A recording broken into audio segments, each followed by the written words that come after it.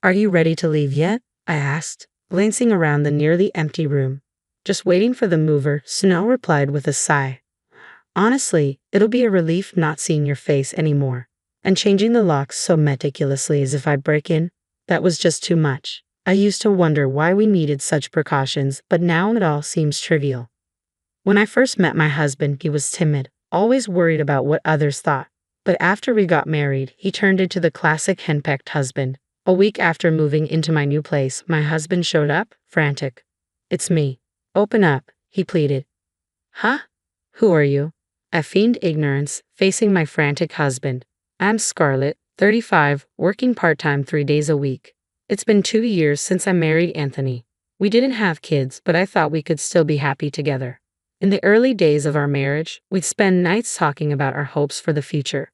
Neither of us had much experience with love, so it was tentative at first, but I thought we enjoyed each other's company. Let's be one of those couples who stay close even as we get older. Yeah, I like that idea. Maybe, 2 kids. That's exactly what I was thinking. A boy and a girl. Really? Me too. Such casual conversations amused me, someone who had little interest in love or marriage. Meeting Anthony came as a surprise. We crossed paths at a party I attended reluctantly, just to fill in numbers. He seemed to be in the same boat and we bonded over our similar situations, eventually becoming friends. Back then, he was serious and somewhat shy, always considerate towards me, which I found endearing. And then, out of the blue, Scarlett, will you marry me? I want to make you happy. What? But we're not even dating yet. Oh, right. His sudden proposal didn't deter me. Instead, I wondered if maybe it could work with him. If you're okay with me, then yes, I accept. Really? Absolutely. I still recall Anthony's joy when I agreed to marry him. I believe wholeheartedly that with Anthony, my future could be happy. We tied the knot only 3 months after meeting, a whirlwind for both of us. With our limited romantic experience, we often stumbled through, but that was part of the adventure.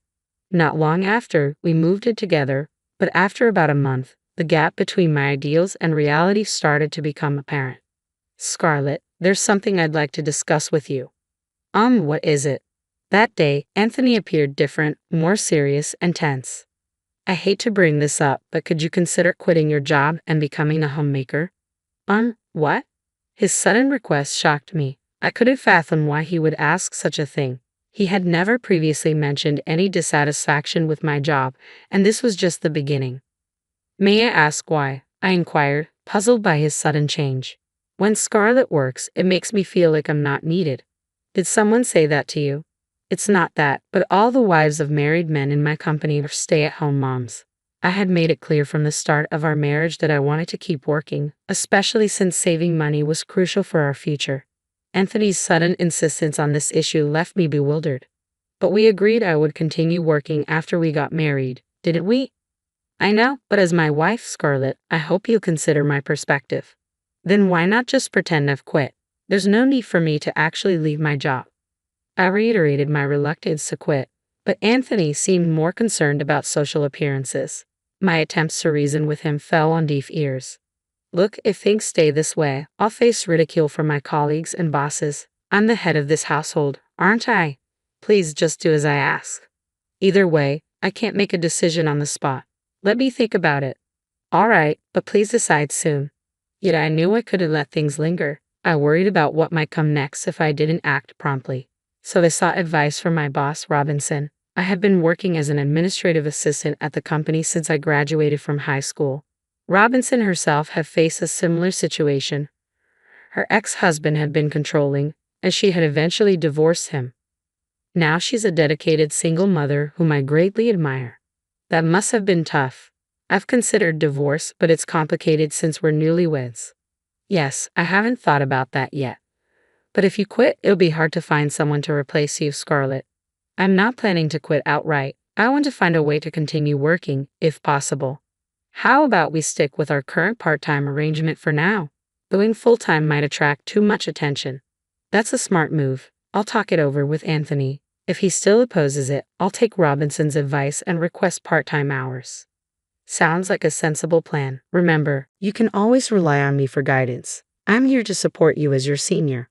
Thank you. I really appreciate that. Our conversation continued, and I learned that Robinson's ex-husband had also undergone a significant change after marriage, much like my own situation. It was a revelation. I had never considered the possibility before, but now I realize that some men completely transform after marriage, almost becoming different people. Looking at it from this angle, perhaps I had been deceived. Despite numerous discussions with Anthony, we remained deadlocked. Anyway, isn't it a woman's role after marriage to listen to her husband and manage the household? What era are you living in? Nowadays, it's common for both spouses to work. Maybe for other couples, but we're different. You see that, don't you? I understand your perspective, but I can't agree with it. Please try to see things from my point of view. Following that, Anthony persisted daily until I would concede to quitting my job. Ultimately, his efforts to persuade me fell short. I reached out to Robinson and decided to formally resign. However, in reality, I continued to work part-time, 3 days a week.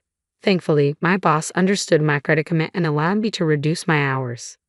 I resigned from my job at the company just as Anthony wanted. Really? Thank you. Now I can feel more secure about my position at work. I'm glad to hear that. By now, it seemed Anthony was solely focused on how others perceived him. I couldn't help but feel bewildered by his abrupt transformation. I chose to deceive him, hoping to salvage our relationship, but soon realized it was a mistake. I had hopes starting anew would improve things between us, yet he continued to assert his superiority and direct his frustrations at me. Today, a junior colleague is coming over. I need you to host. What? I had no idea. Sorry, it was a last-minute decision. Just keep it simple. Please get everything ready. Wait a minute. He hung up, so I prepared drinks and snacks for the guests. However, Anthony appeared displeased. Didn't I ask you to prepare for today? You mentioned just keeping it basic. And you took that literally. This reflects poorly on me. I need you to fulfill your role as a wife properly. What exactly does that mean? I did my best. Is there an issue with me? No, not really. Anthony's expression was unlike anything I had seen before. I was so taken aback that I couldn't find any words. From then on, he started inviting guests over almost every week. While he enjoyed himself, he expected me to be on standby, prepared for anything. I think he wanted to impress everyone with how capable a husband he is. Anthony, having guests over every week seems excessive. No, it's fine. Everyone enjoys it, and you should support my decisions. It's your duty as my wife, Scarlett. But it's also expensive. You'll figure it out. Yet Anthony's extravagance showed no signs of slowing down. How exactly am I supposed to manage it? Oh, stop complaining. Whenever I asked a question he didn't like, he dismissed it as nagging and avoided giving a direct answer. Every morning, after waking up, preparing meals, making lunch sandwiches, and seeing Anthony off with a suit ready for his day, I tackled household chores. On days when I worked part-time from 10 o'clock a.m. to 3 o'clock p.m., there was barely any time to rest. Despite the busyness, I cherished my job, and working often felt like a welcome respite. Scarlett, you seem tired lately. Are you?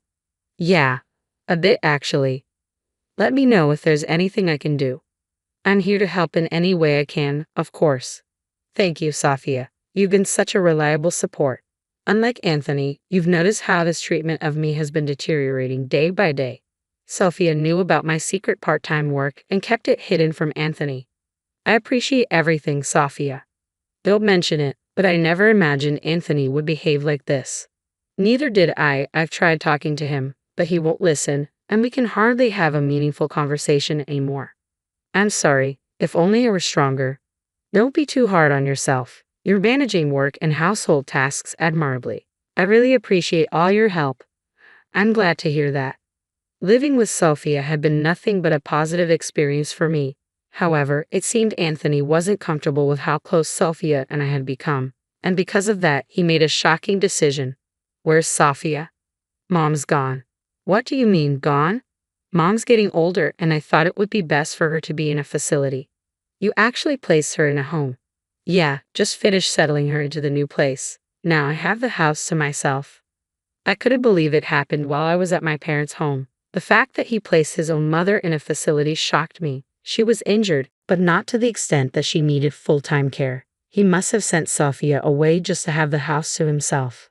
When I visited Sophia at the facility, she seemed surprisingly well.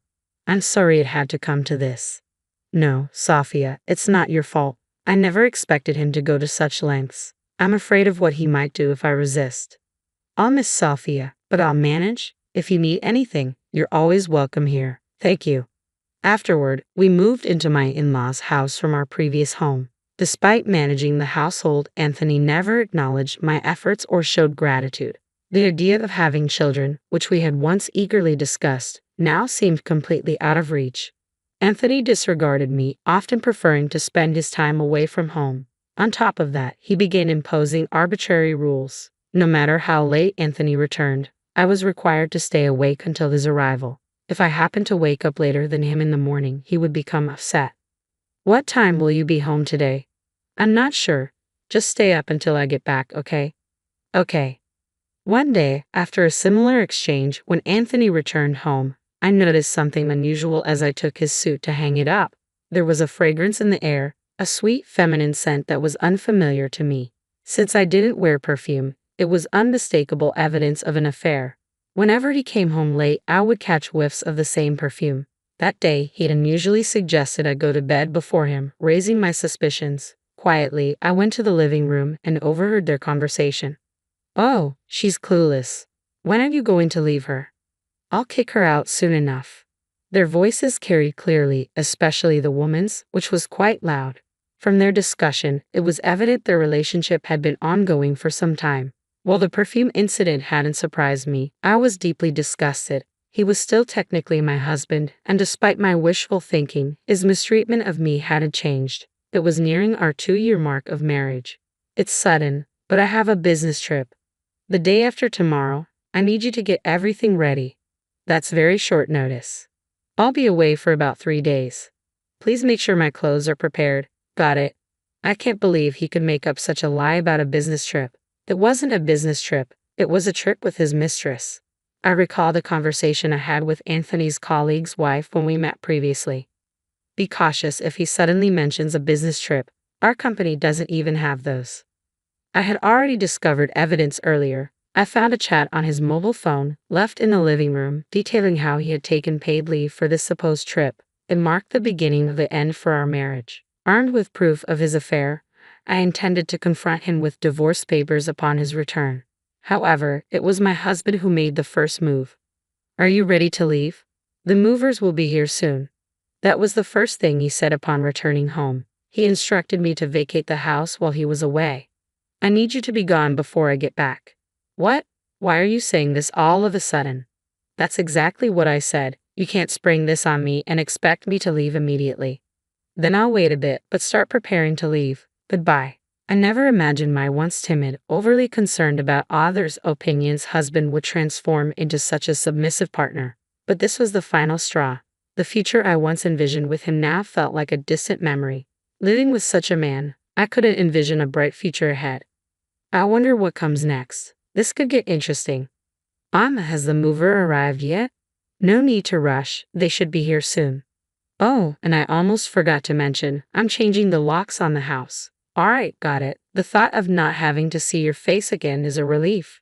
I couldn't believe those were his parting words after nearly 2 years of marriage. Convinced our relationship was over, I swiftly left the premises. Soon after, I instructed my lawyer to file for divorce. Despite our circumstances, my husband boldly posted pictures with his mistress on social media. I couldn't fathom his audacity.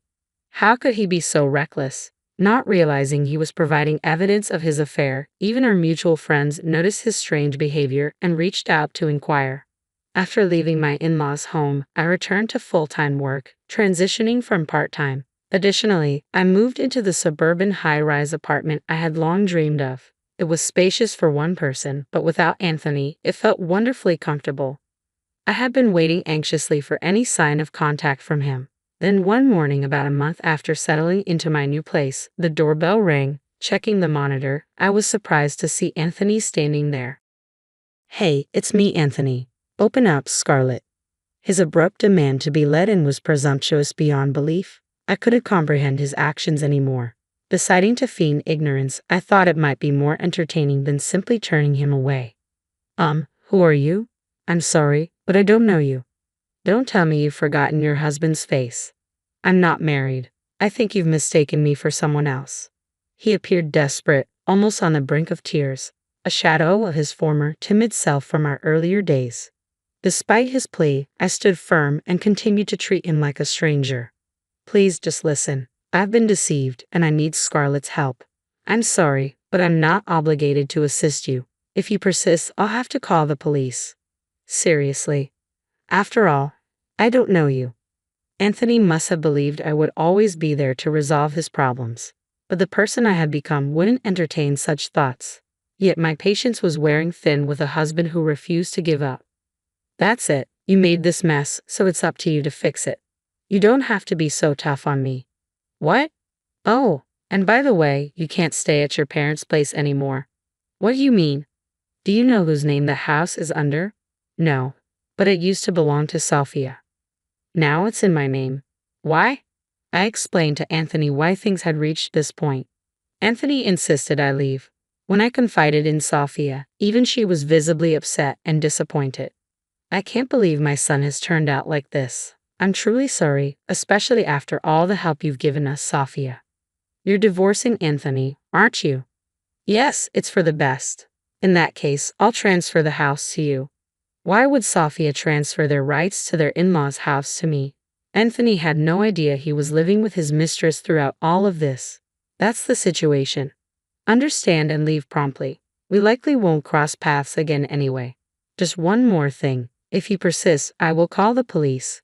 With that, he finally relented and departed. Of course, the divorce proceeded as planned and I received the settlement guarantee from him. As it turned out, Anthony had been deceived and financially drained by his mistress. In addition to that, the divorce settlement totaled approximately $20,000. His mistress had promptly abandoned him, but I wasn't about to let it go. I employed both a lawyer and a detective to locate him. I'm also pursuing a divorce settlement claim from him. It appears I can secure over $10,000. Furthermore, ownership of the house was officially transferred to me. I had to insist that Anthony leave, and though he initially resisted, legal processes left him no choice but to comply. I'm unaware of his current residence and frankly, I have no interest.